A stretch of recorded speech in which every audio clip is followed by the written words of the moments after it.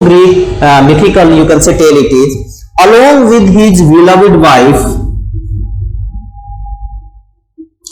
he went to Arcadia, and there he shifted along with his two daughters. And the daughters are Philocela and Pamela. Okay, so he settled there, he, his wife and two daughters. अब तब क्या होता है, two princes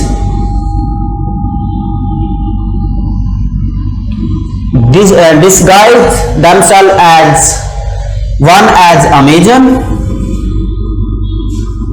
and second one as Shepherd. What do you mean by Amazon? Amazon.com नहीं, Amazon का मतलब है, ये एक लेजेंड है इन ग्रीक, और जो है एक वॉरियर होती थी, female warrior known as Amazon. तो एक जो है वो Amazon disguise as Amazon and second one as shepherd. तो they also they and both of these princes fall in love with both these girls. How होता क्या है, फिलोमेला जो है, इनमें से एक प्रिंस फिलोमेला को जंगल में लायन से बचाता है, और उसके बाद जैसे फिल्मी स्टाइल में बिल्कुल, तो then a lion was there between them, और there she came to know कि the person is a boy. And second one is Pamela, वहां पर भी ऐसा ही होता है, दूसरा प्रिंस उसको एक बियर से बचाता है, पहले वाले को लायन से, दूसरे वाले को बियर से. अब इंटरेस्टिंग थिंग क्या है कि जो बेसिलस की वाइफ है, the queen, when she came to know Amazon is a boy, ठीक है ना, तो she fell in love with him, and Bacillus who considers her a girl, तो there is a liaison, there is a totally utter confusion है. अब ये सारा जो है, इसको सुलझाने के लिए अब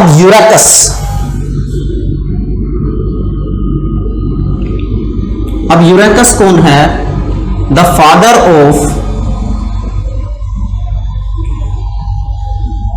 one of the Prince.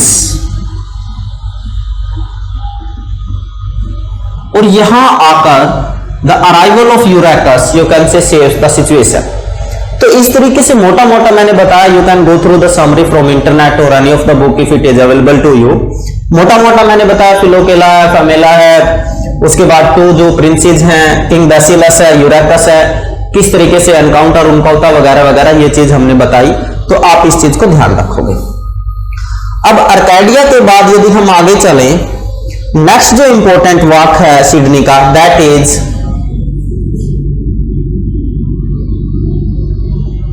Defence of poetry, और poesy, rather it is poesy.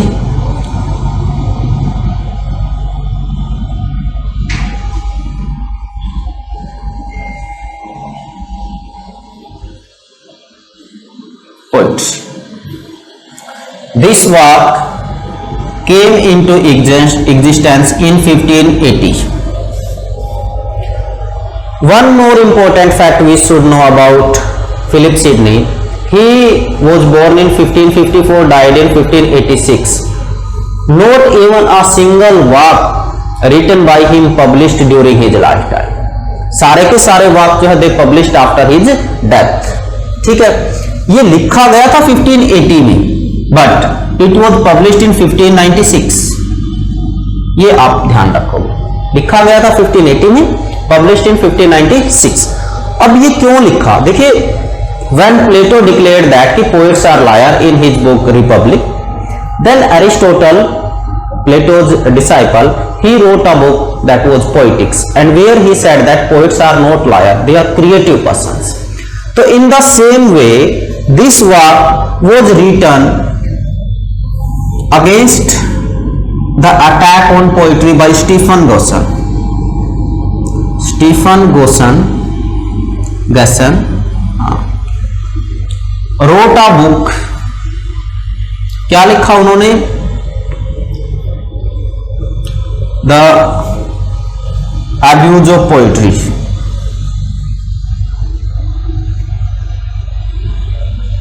कब लिखा? 1579 में। अब इसके एक साल बाद, अब इसके जो है डिफेंस क्या बोलते हैं, अगेंस्ट, जहां पर स्टीफन गसन बोलते हैं कि to write poetry is an immoral act, to write poetry is an immoral act, उसके जो है अपने यहां पर पोइट्री को डिफेंस करते हुए the essay was written by Philip Sidney in 1580, published in 1596। अब थोड़ा सा पता करें कि ये ऐसे है क्या। When we go through this essay, we find the influence of Aristotle and Horace. Aristotle, if we talk about poetics, and Horace, Ars Poetica.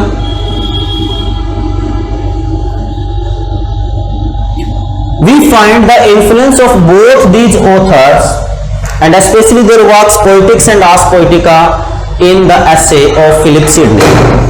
अब जो है, जो ये essay लिखा, फर्स्ट में क्या है, it tells us the historical significance of poetry, historical significance,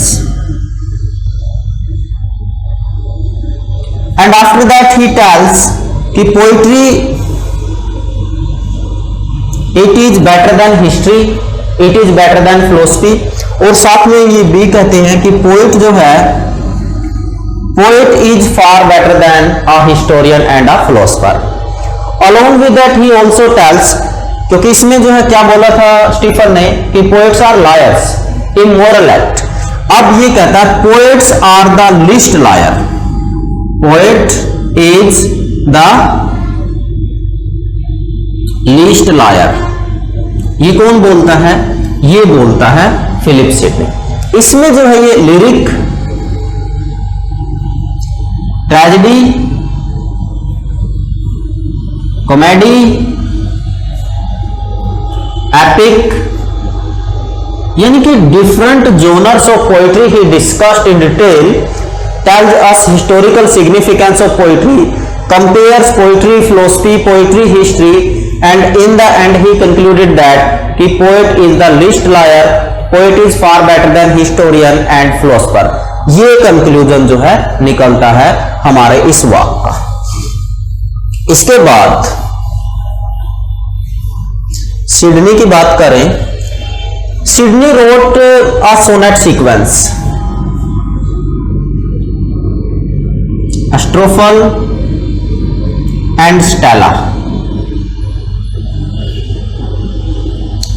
First of all, we must know this sonnet sequence is written in Petrarchan style, a great sonneteer of Italy, the great advocate of Renaissance.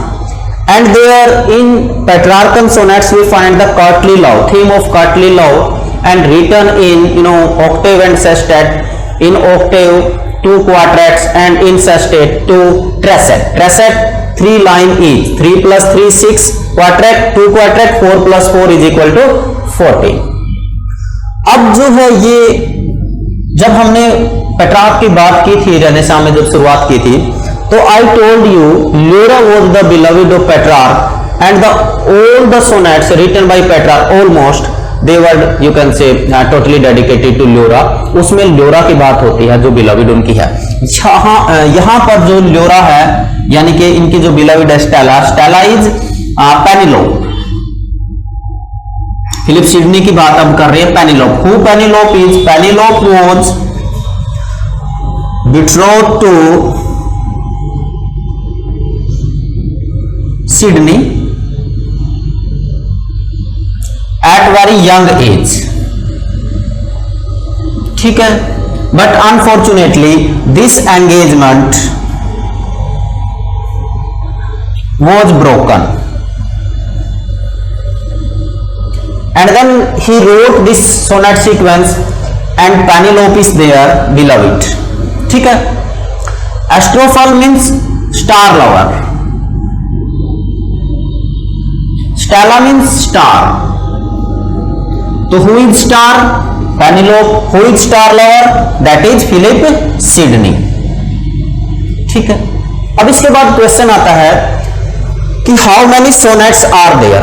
One more thing कि it published in 1591। जो सबसे important चीज है वो क्या है? Astrophel and Stella is the first sonnet sequence written in English. It published in 1591, first sonnet sequence written in English and it consist 108 sonnets. और lady जो है वो है पेनिलोप। स्टेला कौन है? पेनिलोप है। इसके बाद देखिए दो तीन जो और इंपॉर्टेंट चीजें हैं हमारे पास हैं कि और सोनेट सीक्वेंस थोड़ा सा मैं बता देता हूं। फोक गैवनील का जो है वो कैसिलिया है, पब्लिश्ड इन 1592। और उसके बाद है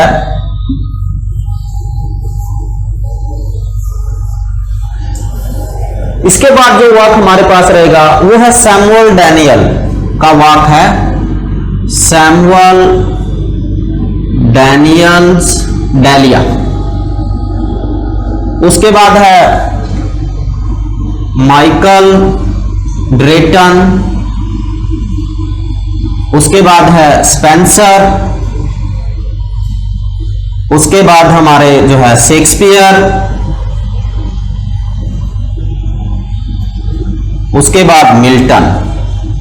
इसके आगे भी बट मोटे मोटे जो है वो सोनेट राइटर मैंने आपको जो है पोइट्स बताए हैं। डैलिया पब्लिश्ड इन 1592 और ये है ideas mirror. I think it's ideas mirror, yes, published in 1594।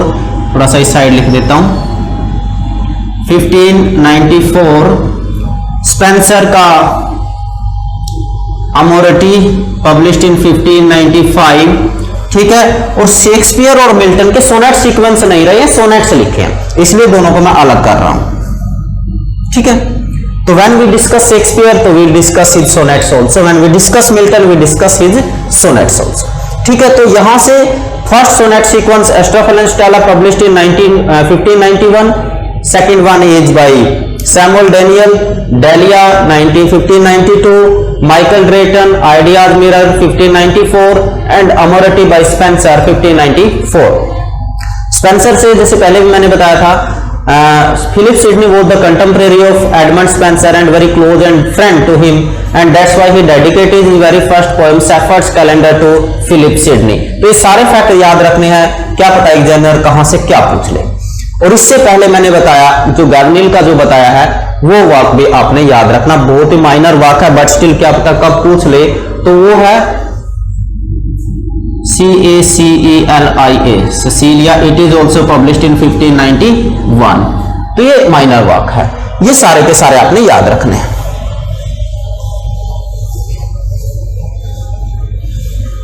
तो in this way we discussed Philip Sidney. और फिलिप सिडनी का एक जो बहुत ही शानदार सोनेट है with how the moon with sad steps climbed at the sky, that is a very beautiful sonnet and Courtly love is there। और उसमें comparison जो है कि मून भी उसको लवर को लग रहा है कि with very sad steps climbing towards the sky in this way, a very beautiful description is there। तो Courtly love वहां पर है। Courtly love की डिस्कशन हमने की थी जब हमने रोमांसेस डिस्कस किए थे। अभी हम जो है जा रहे हैं वो किस साइड जा रहे हैं? We are going to talk about university wits.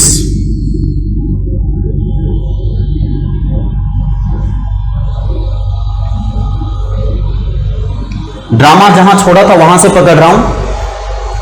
Y this group of people, this group of playwrights is known as university wit? One thing is that all these 8 persons who are included in this group, they are, you can say, known as university group, university wit, because out of these 8 playwrights, 7 out of them they were educated from Oxford और Cambridge। या तो वो Oxford से पढ़े या Cambridge से पढ़े।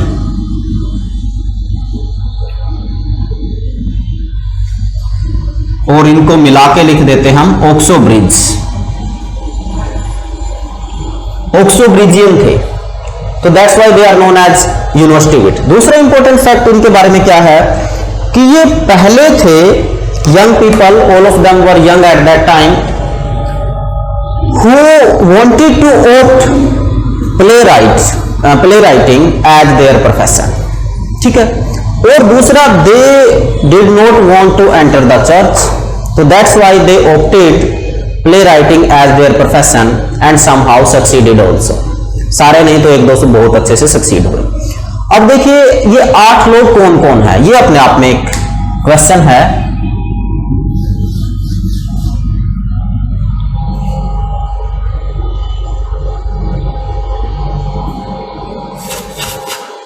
George Peele, John lily, Robert Greene. याद करने का तरीका बता रहा हूं इनको, तीनों ही पील मतलब पीला, लिली नीला, ग्रीन हरा, 3 तो ये मान के चलिए कलर्स हैं, नाम इनके कलर्स पे हैं। उसके बाद टॉमस लोज, टॉमस नैश,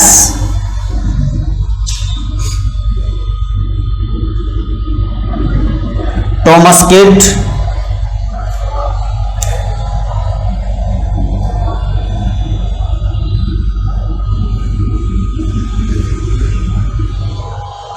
अब उसके बाद क्या चीज है कॉमन, 3 टॉमस हो गए, टॉमस लोज, टॉमस नैश, टॉमस किड, और इसके बाद हमारा है Christopher Marlowe,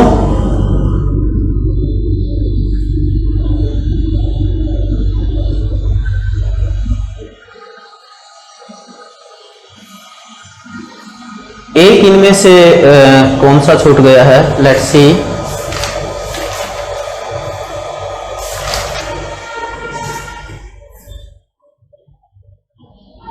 kid, Peele, Greene, Lyly, Thomas Nashe, Marlowe, यही तो थे।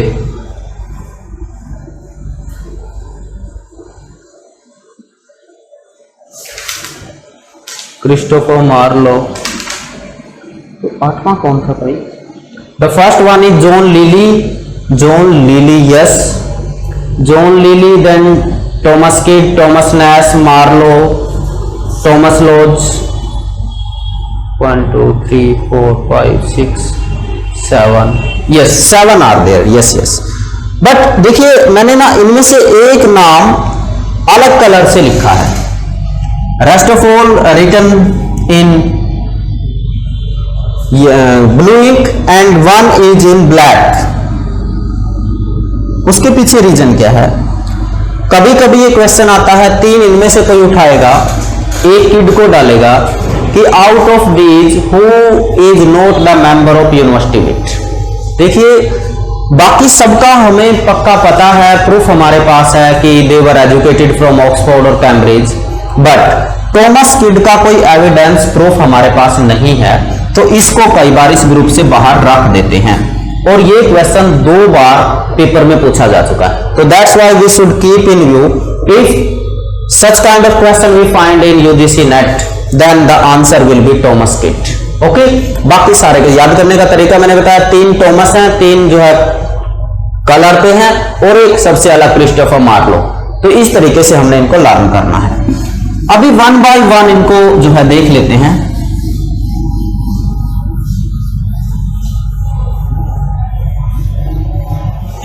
तो सबसे पहला जो नाम हम जो है डील करने जा रहे हैं, that is John lily.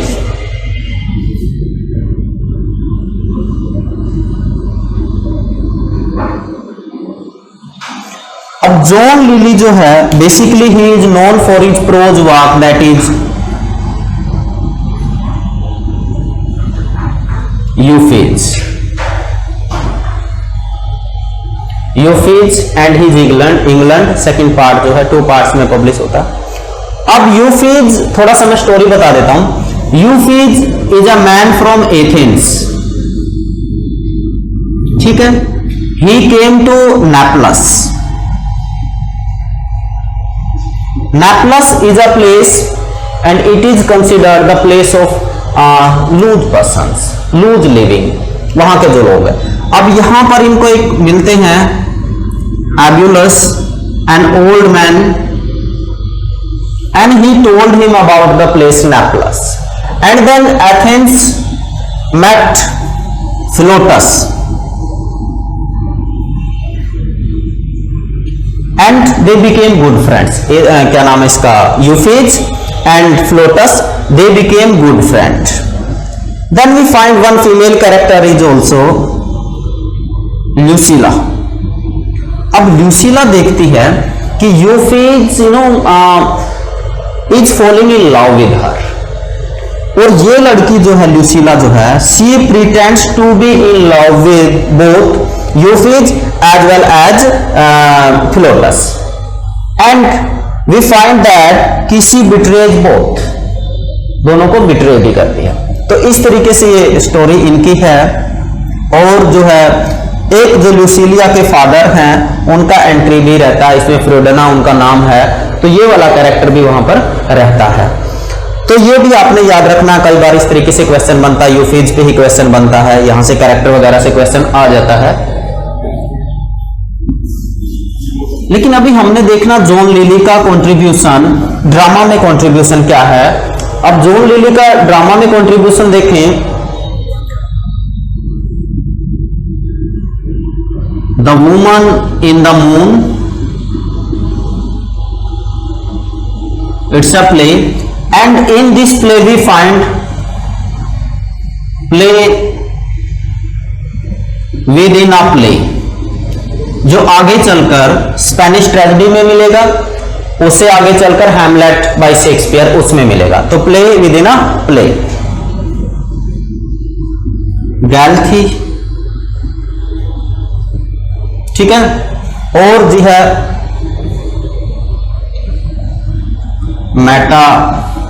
Metamorphosis love. तो ये 3 works along with Euphage, we are to keep these 3 works also in view while we discuss John Lilly. तो जॉन लिली को डिस्कस करते वक्त इन चीजों का आप ध्यान रखोगे। और इनका जो लाइफ स्पैन है दैट इज 1554 टू 1606। ये कौन सा ईयर है? ये वही ईयर है जिसमें सिडनी का भी जो है बर्थ होता है।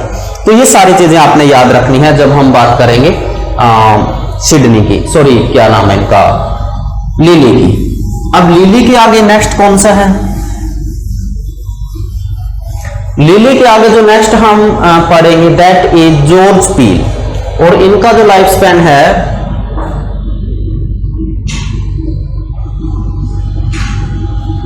1558 to 96।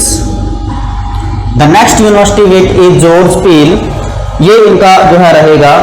और इनका जो इंपॉर्टेंट जो वाक है that is Old Wives' Tale, that is very famous, especially important from examination point of view is old wives tale। और इसके साथ साथ इनका एक और वर्क है that is the arrangement of Paris.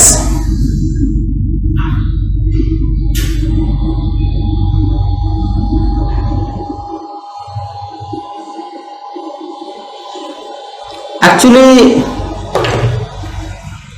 वैसे तो it's a minor work, but nowadays we find that in UGC NET examiner is asking the minor question, less known facts also, that's why you must know। and second one is old wives tale, ये वाला वाक जो है important है। अब इसका थोड़ा सा मैं बता देता हूं, यहां पर क्या है, 3 young men are there, they lost their way in woods,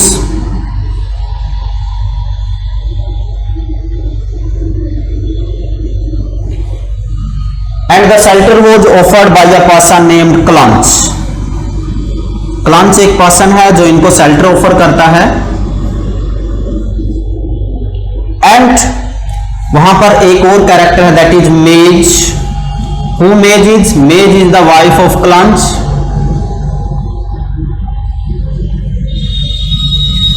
And at night Out of these three young men, one goes to bed with clunch, or rest of two young men, they were entertained by maids. Two entertained by maids, one जो आप कह सकते हो goes to bed with clunch. अभी जो ये दो candidate हैं, अब इसमें जो मिल्टन का एक वाक्य है कामस, दैट्स अ मास्क, उसकी जो है हमें याद ताजा करवाते हैं। किस तरीके से वहां पर जो है आप देखोगे कामस में क्या देखोगे, क्या बोलते स्पेल है, वो किस तरीके से जो दो ब्रदर्स अपने सिस्टर को वहां उसकी क्लच से छुड़वाते हैं कामस की से, तो इसी तरीके का कुछ स्पेल यहां पर है, इसी तरीके का कुछ थीम हमें जो है वो ओल्ड वाइव्स टेल में मिलता है, and it is written by George Peele. तो ये चीज हम याद रखेंगे जॉर्ज पील में, इट्स वेरी इंपॉर्टेंट। और इनका वाक्य है Edward one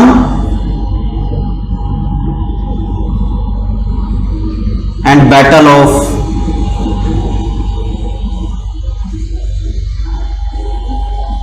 अलाकाजार। It is also, ये आर है, रिटन बाय जॉर्ज पील। ये टू वर्क्स और हमने ध्यान रखने हैं इनके। And after that will discuss Robert Greene. Robert green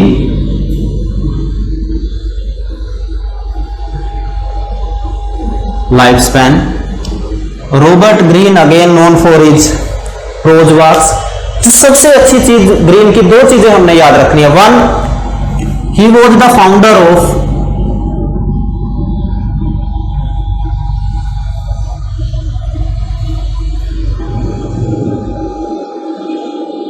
romantic comedy.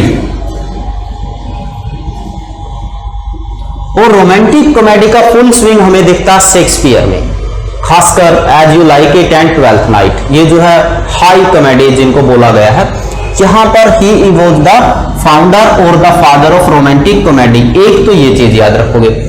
दूसरा एक इनका स्टेटमेंट है, there is an upstart crow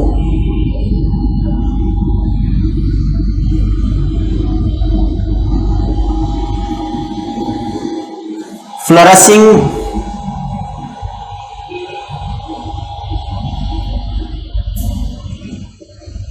on our feathers। ये लाइन जो है क्रिटिसाइज करते हुए शेक्सपियर को ग्रीन लिखते हैं। ये क्वेश्चन आ सकता है कि ये किसका स्टेटमेंट है। The answer will B Robert Greene. किसके बारे बोला गया? शेक्सपियर बारे। क्योंकि शेक्सपियर बारे क्या कहा जाता है कि he wrote nothing his own, he wrote only on the borrowed plots by others. तो इसलिए रॉबर्ट ग्रीन ने स्टेटमेंट बोला था उनके बारे में। तो ये जो है स्टेटमेंट हमने याद रखना है।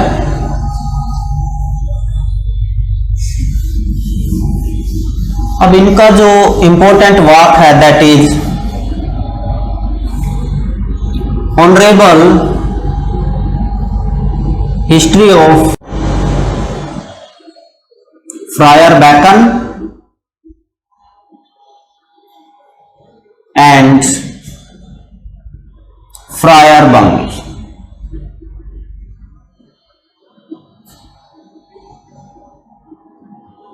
This is the important work written by Robert Greene along with that as I told you।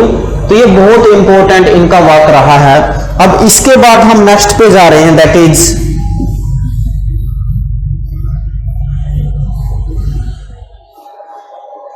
And the next person is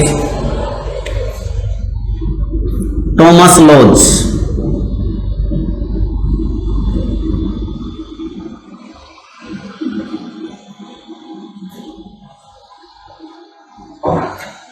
The lifespan of Thomas Lodge is 1557 to 1625 and basically he is known for his prose work that is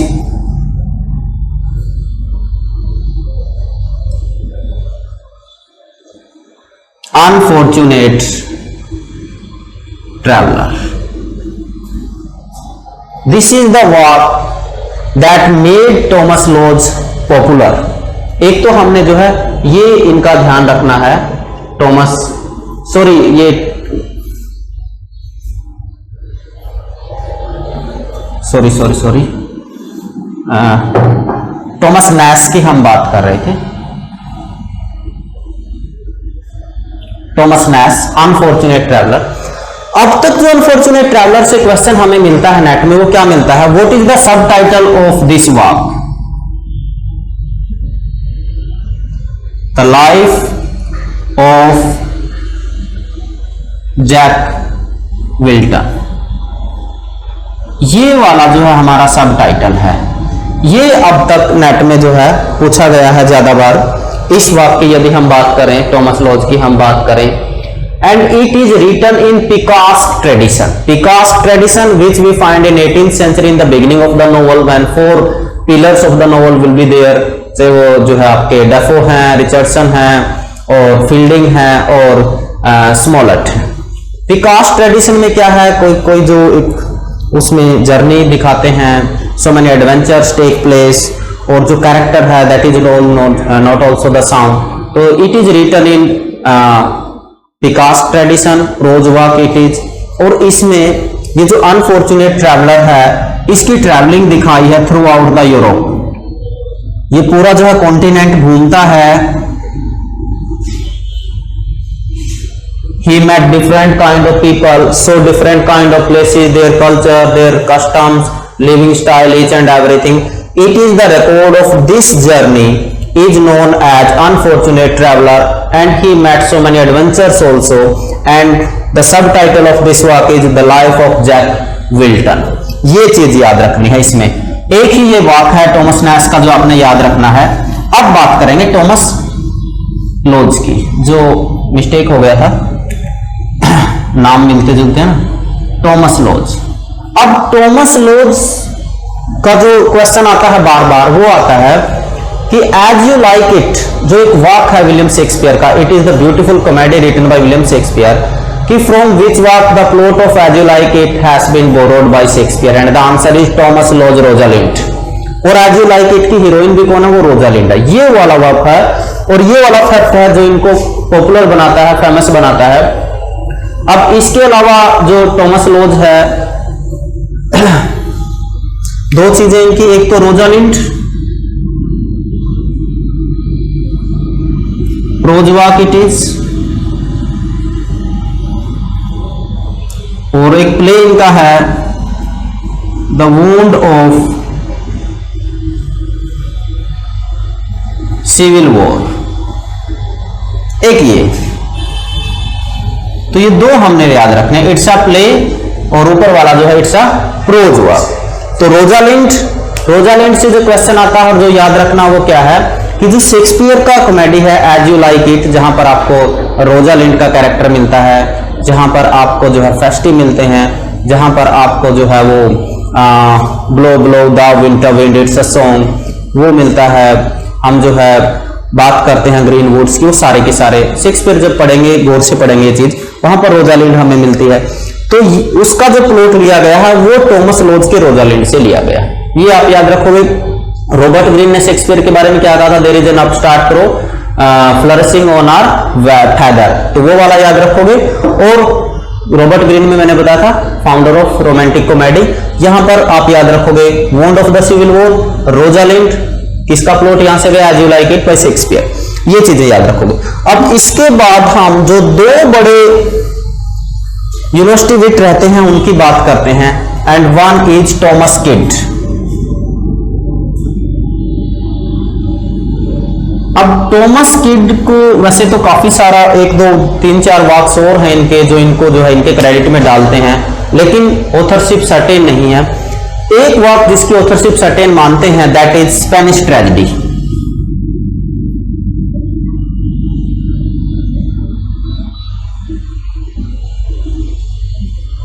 ये spelling वो रखते हैं। अब Thomas kid की बात करें तो इनका लाइफ स्पैन रहता है 1558 to 1594। Robert Greene was the founder of romantic comedy. And Thomas Kyd was the founder of romantic tragedy. ये कॉन्सेप्ट याद करने का है। अब इसके बाद हम सीधा स्पेनिश ट्रेजेडी की बात करेंगे। अब जो स्पेनिश ट्रेजेडी है इसका प्लॉट हमें देखना है। अब स्पेनिश ट्रेजेडी में we find a play in a play. Number one चीज, play in a play. Second one, it's a revenge tragedy.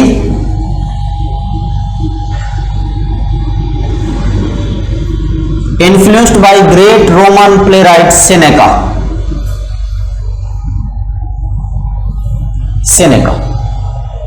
और दूसरा जो है थॉमस किड, ऐसा माना जाता है कि he also wrote a play titled Hamlet, लेकिन आज वो अवेलेबल हमारे पास नहीं है। और जो हैमलेट बाद में शेक्सपियर लिखते हैं उसका प्लॉट और थॉमस किड का जो स्पेनिश ट्रेजेडी है काफी मिलता जुलता प्लॉट है। यहां पर भी गोस्ट अपीयर होता है, हैमलेट में भी गोस्ट अपीयर होता है, प्ले इन द प्ले यहां पर भी है, प्ले इन द प्ले वहां पर भी है, और इसी तरीके से रिवेंज रहता है। तो जो सेनेकन ट्रेजेडीज हैं उनको क्या बोलते हैं? Tragedy of revenge and blood, वो वाली ट्रेजेडी जो ये है। अब थोड़ा सा इसका प्लॉट देख लेते हैं। तो यहां पर क्या है, देखिए जो दो यहां पर हैं, एक तो स्पेन है और दूसरा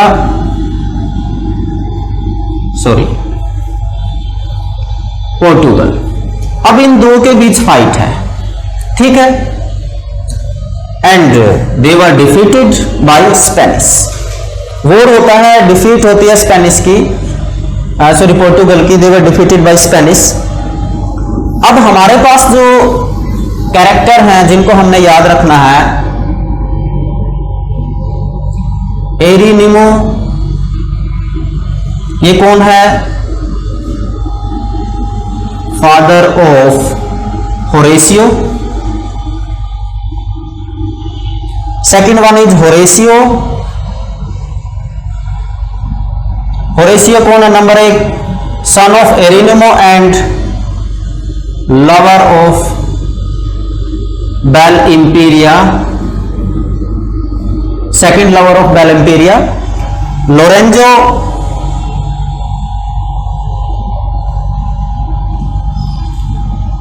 ब्रदर ऑफ बेल इंपीरिया।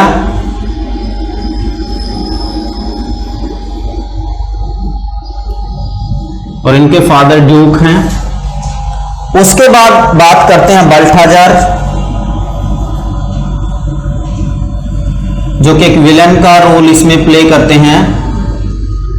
और ये कौन है? बल्थाजार कौन है?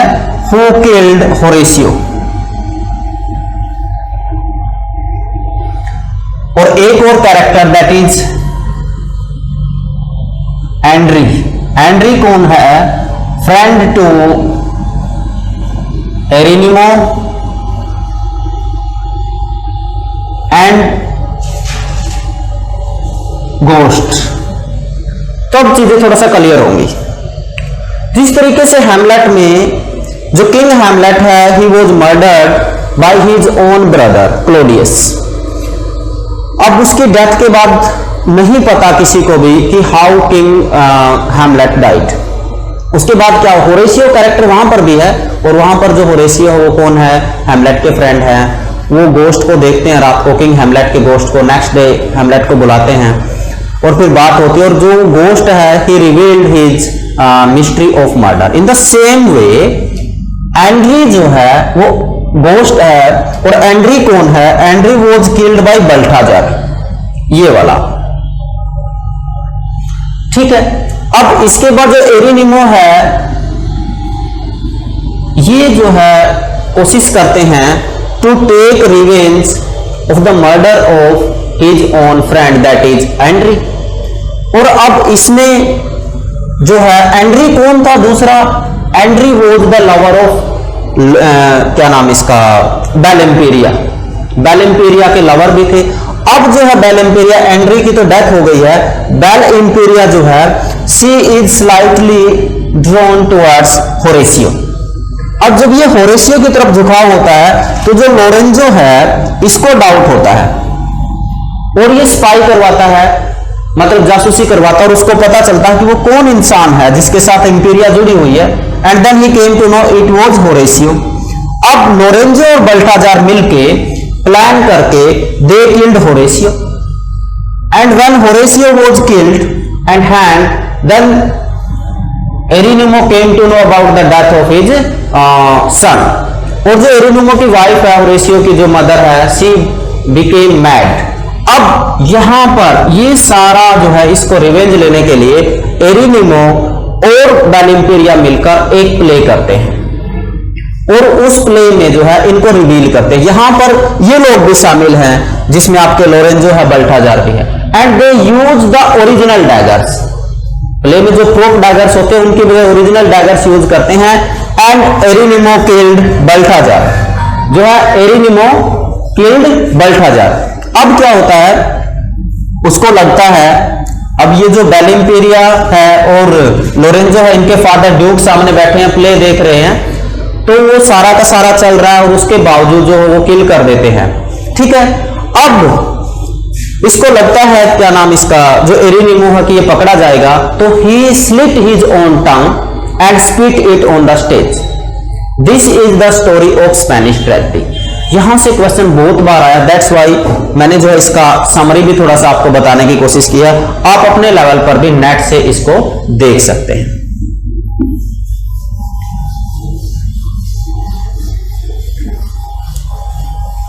अब इसके बाद हम लास्ट वन है you must have it, that is Christopher Marlowe.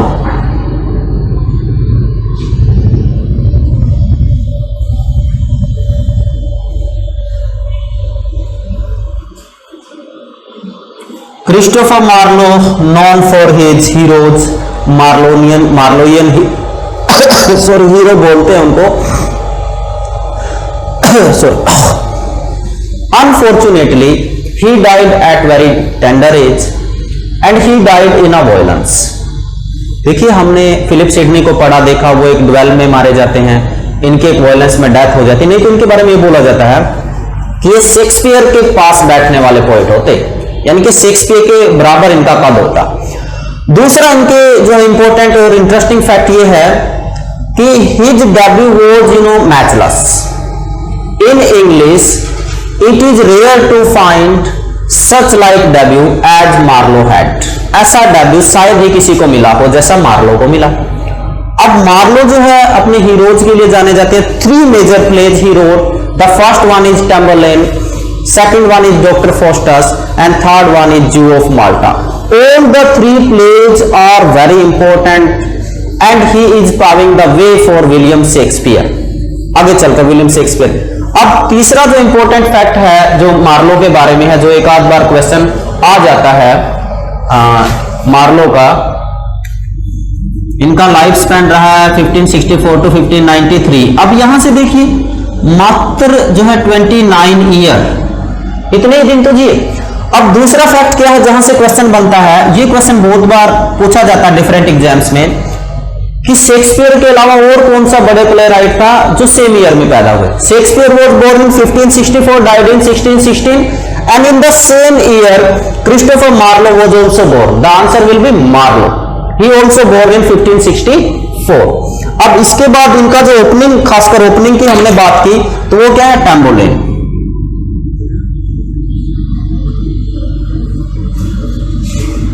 ठीक है जी।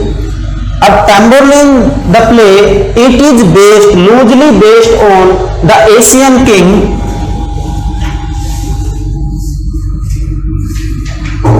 That is Timur.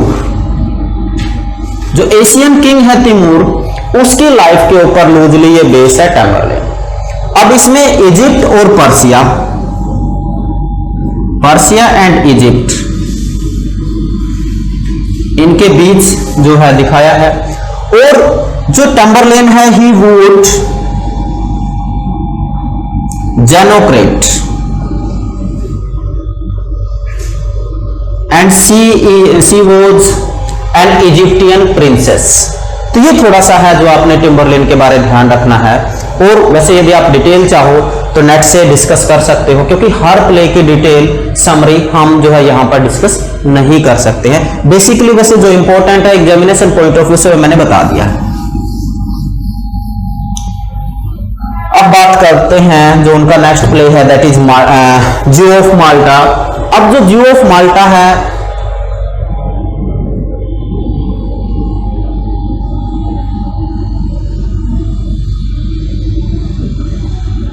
Malta is a name of a place. सबसे पहला क्वेश्चन यही बनता, who is Jew of Malta, and the answer will be Barabas. ये है। अब ये जो इंसान है, जैसा कि मैंने बताया, अब क्रिस्टोफर मार्लो में क्या मिलेगा, कनिंगनेस जो हीरो उनके रहेंगे, और मैकियावेलियन कैरेक्टर। अब ये दोनों ही क्वालिटी अब बाबस में खूब है। बाबस वो इज अ ज्यू, ये क्या करता है, he betrays the Christians, he betrays the Christians and revealed the important facts and secrets to Turks. जो क्रिश्चियन किंग है उसकी जो ताकत है, उसके जो सीक्रेट है, वो किसको रिवील कर देता है, टाक्स को रिवील कर देता है। एक कॉन्टैक्ट होता है। In greed, he revealed the secrets of Christian king to the Turks, and these Turks they attacked and they defeated the Christian king. ठीक है। एंड इसके लिए वो क्या करता है, किस हद तक जाता है, एबिगेल जो है, ये कौन है, she is the daughter of Barbas. He even used his own daughter. For that purpose, he even used his own daughter. And when this girl came to know about the cunningness of her father, she, full of regret she was, and she became nun. क्या बन जाती है, none बन जाती है। ठीक है। अब ये यहां तक भी नहीं रुकता है, अब ये क्या करता है, टक्स के साथ भी जो है ट्रिक करता है। And he betrayed even Turks also. He betrayed Turks also, and he gave the poisons to the nuns who were living in nunnery. तो इस तरीके का कैरेक्टर जो बाबस का है। तो ये थोड़ा सा मैंने कोशिश की है इसका समरी टाइप बताने की। इंपॉर्टेंट चीजें, ज्यू ऑफ माल्टा कौन है, एबिगेल कौन है, ये किस तरीके से पहले क्रिश्चियंस को बिट्रे करता है, उसके बाद टक्स को भी बिट्रे करता है, और खुद किस तरीके से उसका शिकार होता है फिर लास्ट में। सबसे बड़ी बात ये कि जिस पॉइजन की हम बात करें खुद उसका शिकार कैसे होता है, यही जो है मार्लो में होता है। हीरो जो है शुरू में पावर के लिए, they are hungry for power. Marlovian hero जो है, they are hungry for power, and when power is there they forget about rest of the world and they became very arrogant, cunning, all this adjective we can use, and at the end we find their end is very tragic. But अब उसके बाद जो है उसमें कुछ नहीं किया जाता, रेपेंटेंस, रिग्रेट रहता है। ये ही जो है इसका मोरल भी है, जो है मार्लोनियन जो प्लेज है। अब इसके बाद जो नेक्स्ट बचता है, और शायद सबसे इंपॉर्टेंट भी बचता है, इज डॉक्टर फोस्टस। जो है हमारा क्या बचता है next is Doctor Faustus.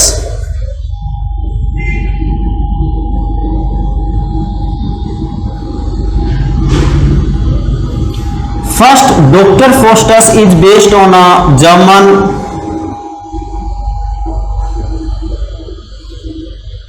legend. जो डॉक्टर फोस्टस है, he is the hero of this play and he is hungry for power. सबसे ज्यादा बार यदि कोई क्वेश्चन आया है नेट में, यहां से तो यही आया है कि वो किस चीज का हंग्री था, नॉलेज का, फेम का, पावर का, इस तरीके से क्वेश्चन बनता है, and the answer will B power. अब देखिए यहां पर जो चीज है, फोस्टस को पढ़ोगे या किसी भी मार्लो के प्ले को पढ़ोगे, वहां पर नॉलेज और पावर दोनों का रहता है, और इसलिए वो जानबूझ के ट्रिक खेलेंगे, नॉलेज भी ऑप्शन में देता है, बट हमारा आंसर रहेगा पावर आंसर हमारा रहेगा। अब इनके बीच एक कॉन्ट्रैक्ट होता है। फोस्टस जो है एक डेविल से जो है, डेविल वहां पर कौन है, name of the devil is, ये भी क्वेश्चन आया है, Mephistopheles, this is the name of the devil. There was a contract between Mephistopheles and doctor Faustus. Contract कितने साल के लिए होता है, ये भी क्वेश्चन आया है। 24 ईयर्स के लिए कॉन्ट्रैक्ट होता है। अब जो 24 ईयर के लिए कॉन्ट्रैक्ट होता है, कॉन्ट्रैक्ट क्या है कि this devil he will offer him, Bairstow him with power, जो है फॉरबिडेबल पावर, ठीक है ना, जिसके बारे में जो है आप इतनी पावर देगा उसको कि वो कुछ भी कर सकता है। लेकिन उसके बाद जो है उसके साथ समझौता क्या है कि आफ्टर 24 ईयर्स वो अपनी पावर्स का मजा ले सकता है, यूज कर सकता है। उसके बाद this devil would come to doctor Faustus and will take his spirit away. अब डॉक्टर फॉस्टस को लगता है कि 24 ईयर्स बहुत है, क्योंकि मार्लो के जो हीरो उनमें यही तो है कि वो अंधे हो जाते हैं पावर के लिए, बाकी सारी चीजों को भूल जाते हैं। और लास्ट का जो सीन है when Mephistopheles came to doctor Faustus, और किस तरीके से ड्रैग करके जो है लेके जाता है सोल को और उसको किस तरीके से टॉर्चर होता है, तो वो वाला सीन बहुत ट्रेजिक है। सेम जैसा कि हमने जू ऑफ माल्टा में भी देखा, माल्टा जो जू है जो बारबस, वो कैसे अपने ही ट्रैप में फंस जाता लास्ट में। तो in the same way we find in the same situation Doctor Faustus was there after 24 years. तो यहां से 2-3 फैक्ट आपने याद रखना, जर्मन लेजेंड है, हंग्री फॉर पावर है, कॉन्ट्रैक्ट मेफिस्टोफेल्स के साथ होता है, कॉन्ट्रैक्ट 24 ईयर्स के लिए होता है। तो फ्रेंड्स ये थे आपके यूनिवर्सिटी विट्स।